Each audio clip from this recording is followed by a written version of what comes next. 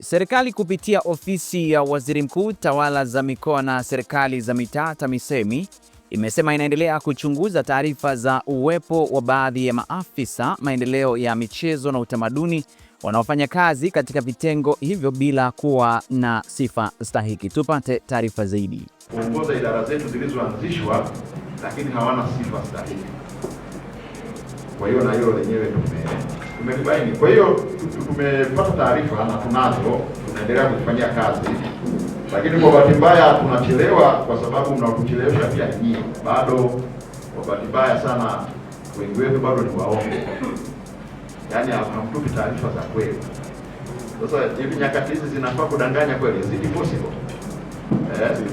Kwa tunalazimika sasa, kitu ambacho tungekifanya kwa muda mfupi inalazimika kurefusha kidogo, ili sasa tutumie mbinu nyingine mbadala za kujua sifa zetu msingi. Ni kwamba sasa tunaendelea na tutakachokifanya, teuzi hizo zitafanyika baada ya kujiridhisha, lakini msawazo utafanyika, lakini sifa zitazingatiwa.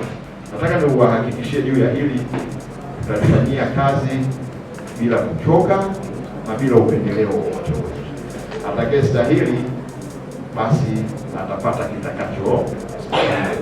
Kwa upande wake, mwenyekiti wa TASOA Kefas Elias ameiomba serikali kuwasaidia maafisa hao kutambuliwa rasmi, akieleza kuwa wengi wao wamekuwa wakifanya kazi katika mazingira yasiyo rasmi kutokana na kutotambuliwa kimuundo. Viongozi wa TASOA tuiombe serikali kwa nia njema kabisa.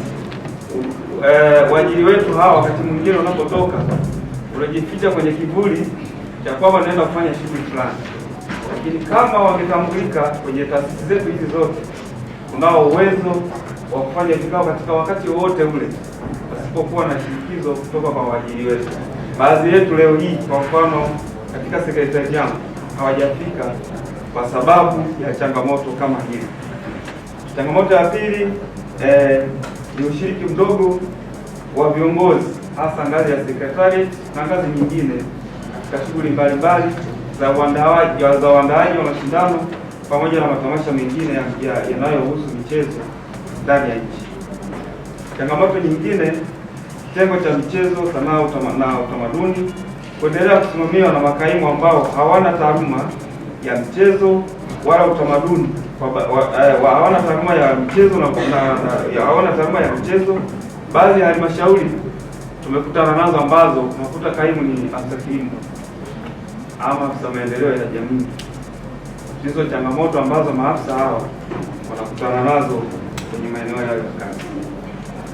Na changamoto nyingine ni baadhi ya wanachama wa TASOA wenye sifa za kuwa wakuu wa vitengo kutokuwa na barua rasmi za uteuzi na kupata stahiki zinazoendana na majukumu yao ya kazi. Washiriki wa mkutano huo pia wameeleza mikakati yao ya kuboresha sekta ya michezo, ikiwa ni pamoja na kuimarisha usimamizi wa kukuza vipaji katika ngazi za chini. Michezo ambayo kiukweli kuna watoto ambao walikuwa wanaiweza na hawakuwa wanapata fursa katika mashindano haya, lakini kwa sababu wameiongeza, tunashukuru na tunaahidi kwamba tutaenda kutafuta watoto wenye vipaji hivyo katika michezo hiyo ili waweze kutuwakilisha vyema mpaka kufikia lile lengo ambalo tunakusudia kulifikia. Katika hatua nyingine, kupitia mkutano huo kumebainishwa mpango mkakati wa kuimarisha sekta ya michezo na utamaduni, ambapo TAMISEMI imeamua kuongeza michezo mipya katika mashindano ya UMISETA na UMITASHUMTA.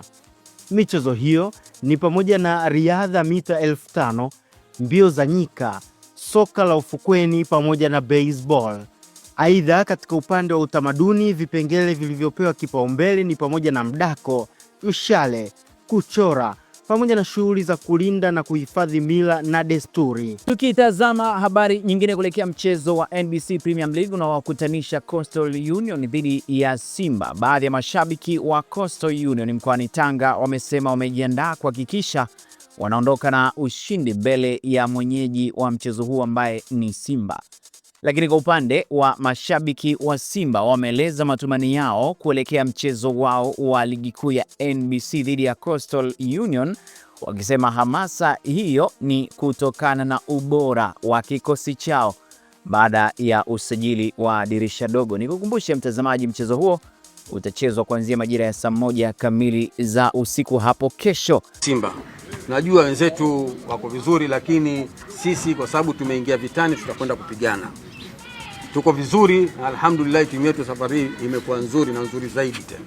Ila game tunahitaji kuliko wanavyohitaji wao, na wafikirie kwamba Coast ana shida na alama 3 kuliko jambo jingine kwenye mchezo huu wa tarehe 2. Kwa hiyo wajiandae, tunaitaka game sisi Mangushi, sisi Coastal, na tutakuja kwa wingi. Tutakuja kwa wingi kuwaonyesha wana Dar es Salaam kama tupo Tanga vile, kumbe tuko Dar es Salaam. Yangu ni hayo, tumejipanga vya kutosha, tunaitaka alama 3 kwenye mechi ya tarehe 2. Japo kwa amefanya usajili wa dirisha dogo, sisi pia tufanye biashara yetu dirisha dogo. Kwa naamini kwamba ukubwa wao sisi hatuogopi, na Simba pia sisi hatuogopi. Tuko ngangari, tunakaa kwamba tunatoka na pointi zetu 3. Kwa inshallah, kwa uwezo wa Mwenyezi Mungu, kwanza tunawatangazia kwamba kuna basi 3 zinakwenda Dar es Salaam, na kuna mfadhili ambaye kajitolea, simweki bayana, ila si wenyewe tunamfahamu. Kwa hiyo Simba tunakuja, na mjiandae. Hata yani kagoma kuondoka katikati, shughuli wanayo. Sasa hivi timu yetu ya Simba iko vizuri sana, na hasa kutokana na usajili uliosajiliwa sasa hivi tofauti na mwanzo sana, na tunategemea 100 ni kwamba kesho tunaweza tukashinda na tukachukua ushindi inshallah. Kwa kweli mechi ya kesho tunaitaka sana, na tunamwomba Mwenyezi Mungu atujalie kesho wachezaji wetu waamke salama, wacheze kwa uzuri na tushinde. Kesho tunaenda kufanya mauaji makubwa, lakini si kwa sababu tu ya kuitwa Simba Sports Club. Tunazungumzia performance ya Simba sasa hivi tokea ilikotoka mpaka hapa ilipo. Kwa hiyo kikubwa kesho mauaji kwa kwenda mbele. Tumejiandaa vizuri kuweza kuishinda Coast Union, na mechi ya kesho itakuwa ngumu, lakini tutashinda kutokana na uwezo wa timu yetu ya Simba Sports Club. Kumbuka Simba sasa hivi ndio timu ambayo ina mvuto Kumbuka sasa hivi ndio Simba ambayo ikicheza uwanjani kila mtu anatamani kuiangalia. Kumbuka sasa hivi Simba ndio ina wachezaji ambao mtu yoyote akienda uwanjani anatamani kuwataja hata kwa majina. Kikosi changu sasa hivi kiko vizuri. Siku zote mkubwa anajikosoa mwenyewe, anapoteleza hasemi, ila anakaa pembeni anapambania ushindi wake. Sasa hivi tuko vizuri, mpaka wenyewe wanasema. Kuna mtoto anaitwa Aniseti Aula kawakomesha sana, yani wanakili kuwa pale mbele. Sitaki kusema, kuna mtu anaitwa Rushain The Rock, hatari kabisa. Mabingwa watetezi wa ligi kuu ya NBC Young Africans wamerejea uwanja wa mazoezi KMC Complex kujiandaa na mechi zijazo, wakianza na Tanzania Prisons Jumamosi ya Aprili 4. Meneja wa kikosi hicho Walter Harrison ameweza kueleza kinachoendelea kwa sasa, ikiwa ni pamoja na kutathmini hali ya wachezaji, hasa wale walikuwa majeruhi, na maandalizi ya kiakili kuelekea mchezo huo. Anasema tunarejea rasmi kujiandaa na mchezo unaofuata katika uwanja huu wa KMC. So kila kitu kiko vizuri so far. Hali ya kikosi tutafanya tathmini siku ya leo baada ya timu kurejea, kuangalia ni wachezaji gani ambao watakuwa kwenye hali gani kulingana na aina ya majeruhi ambao tulikuwa nao. So tunategemea kuna baadhi ya wachezaji ambao walikuwa majeruhi wataweza kurejea, na wale wengine ambao labda wanaweza wakawa hawajawa tayari kurejea kwa sasa hivi, kupata time frame ya wakati gani ambapo wataweza kurejea. So medical department watafanya kazi hiyo, na baada ya mazoezi ya siku ya leo nadhani tutakuwa na clear picture ya kikosi chetu jinsi ambavyo kilivyo kuelekea kwenye mchezo wetu. Naye kocha msaidizi wa Yanga Abdi Hamid Molim, mara baada ya kurejea klabuni hapo, ameweza kukiri ugumu wa ligi msimu huu, lakini anasema anawaamini wachezaji wao kuwa wana uwezo wa kutetea ubingwa. Anasema inabidi tujitathmini kama tunataka kuendelea kutetea ubingwa. Lengo letu kwa msimu mzima. Kwa hivyo nina furaha kufanya kazi hapa ili tuweze kukamilisha michezo iliyobaki kwenye ligi na kombe la shirikisho. Kwa upande mwingine, unajua ligi ya Tanzania sasa hivi inakuwa pia, hata wachezaji wanakuwa. Ndio maana unaona msimu huu kumekuwa na mechi zenye ubora na ngumu. Hivyo inabidi tujitathmini kama tunataka kuendelea kutetea ubingwa, na najua haitakuwa rahisi, lakini nina imani ya kutosha na nawaamini wachezaji wetu. Mtazamaji, na sasa tuziangazie habari za michezo za kimataifa, na kubwa zaidi tunaitazamia timu ya taifa ya Kongo ambapo imefanikiwa kuvunja mwiko wa miaka 52 kombe la dunia na kufanikiwa sasa kufuzu katika fainali za kombe la dunia ambazo zitafanyika mwaka huu 2026.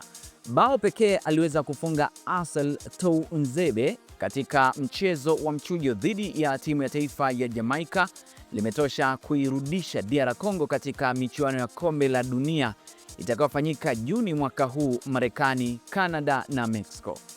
Imepita miaka 52 tangu mara ya mwisho DR Congo iliposhiriki michuano hiyo mwaka 1974, wakati huo ikijulikana kama Zaire. Katika michuano hiyo iliyokuwa ikifanyika Ujerumani, DR Congo ilitolewa katika hatua ya makundi huku ikikumbuka kukumbana na kipigo cha fedheha cha mabao 9-0 dhidi ya Yugoslavia. Kwenye fainali hizo ambazo zimebakiza siku 71 kufanyika kuanzia sasa, DR Congo watakabiliana na Ureno Juni 17 mwaka huu katika mchezo wao wa kwanza wa kundi K utakaopigwa kwenye uwanja wa NRG Texas, Marekani. Timu nyingine zilizopenya katika michezo ya michujo iliyopigwa jana ni Sweden ambayo ilitupa nje Poland kwa mabao 3-2. Italia imetupwa nje kwa mikwaju ya penalti 4-1 na Bosnia, lakini Uturuki imefuzu baada ya kuichapa Kosovo bao 1-0, wakati Denmark ikiondolewa na Jamhuri ya Czech kwa mikwaju ya penalti 3-1. Hivyo ndivyo ilivyokuwa usiku wa jana.